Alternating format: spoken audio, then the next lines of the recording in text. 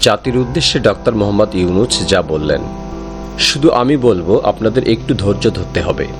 এখনই সব দাবি পূরণ করার জন্য জোর করা, প্রতিষ্ঠানে ঢুকে ব্যক্তি বিশেষকে হুমকির মধ্যে ফেলা, মামলা গ্রহণের জন্য চাপ সৃষ্টি করা, বিচারের জন্য গ্রেপ্তারকৃতকে আদালতে হামলা করে আগেই এক ধরনের বিচার করে ফেলার যে প্রবণতা, তা থেকে বের হতে হবে। ছাত্র জনতার বিপ্লবের গৌরব ও সম্ভাবনা এসব কাজে ম্লান হয়ে যাবে। নতুন বাংলাদেশ গড়ার প্রচেষ্টাও এতে ব্যাহত হবে। সূত্র যুগান্তর।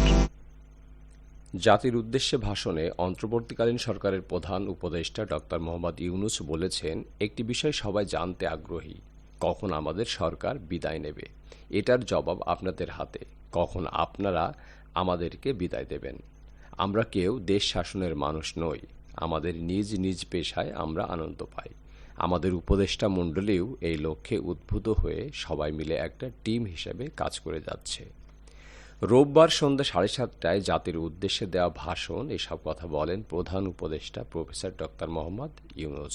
তিনি বলেন, দেশের সংকটকালে ছাত্রদের আহ্বানে আমরা সরকারের দায়িত্ব গ্রহণ করেছি।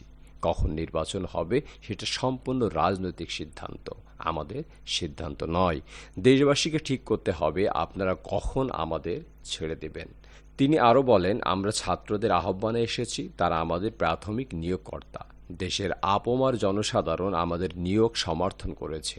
আমরা ক্রমাগতভাবে সবাইকে বিষয়টি স্মরণ করিয়ে যাব, যাতে হঠাৎ করে এই প্রশ্ন উত্থাপিত না হয়, আমরা কখন যাব।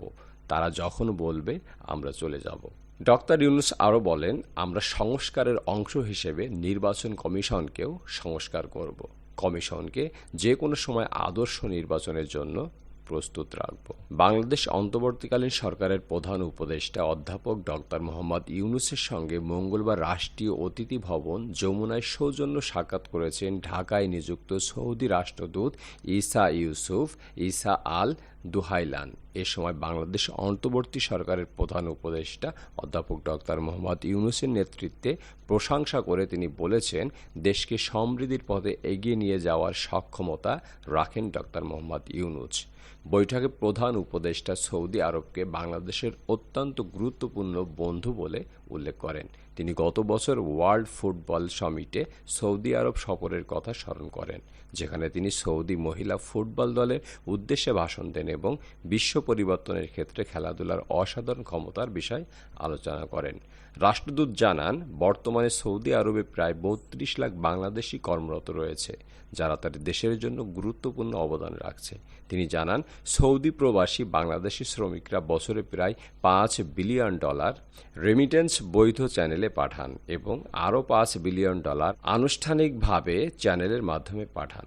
রাষ্ট্রদূত বলেন, আনুষ্ঠানিক চ্যানেলের অর্থ বৈধ পথে পাঠানো সম্ভব হলে বাংলাদেশের অর্থনৈতিক প্রবৃদ্ধিতে তা উল্লেখযোগ্য ভূমিকা রাখতে পারে।